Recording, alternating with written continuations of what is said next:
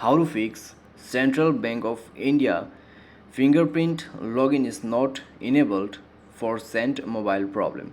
नमस्कार दोस्तों, स्वागत है आप सभी का तिकराज यूट्यूब चैनल पर। तो दोस्तों, जब आप सेंट्रल बैंक ऑफ इंडिया के जो सेंट मोबाइल का एप्लीकेशन है, तब दोस्तों जब लॉगिन करने जाते हैं, ठीक है, वो फिंगरप्रिंट दोस्तों हम जब यहाँ पे सेट करने के लिए जाते हैं, तब दोस्तों हमें ये चीज़ देखने को मिलते हैं।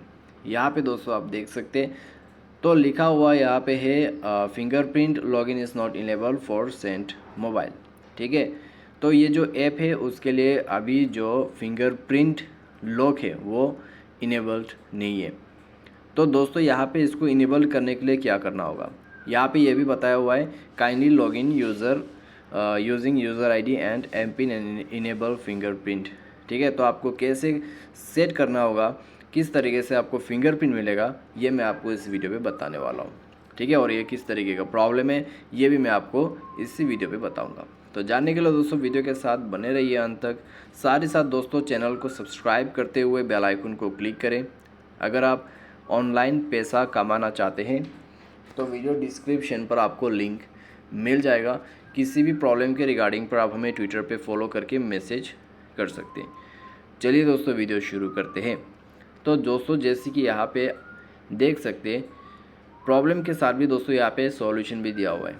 ठीक है, तो किस तरीके का सॉल्यूशन है यहाँ पे दोस्तों ये बता रहा है आपको कि फिंगरप्रिंट लॉगिन इनेबल करने के लिए आपको पहले तो अपना जो यहाँ पे यूज़र आईडी और एमपिन है उसको ऐड करना होगा। ठीक है, उसको ऐड करना होगा।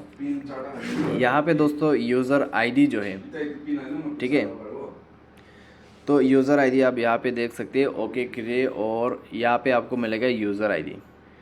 तो यूज़र आईडी यहाँ पे आपको भरना है।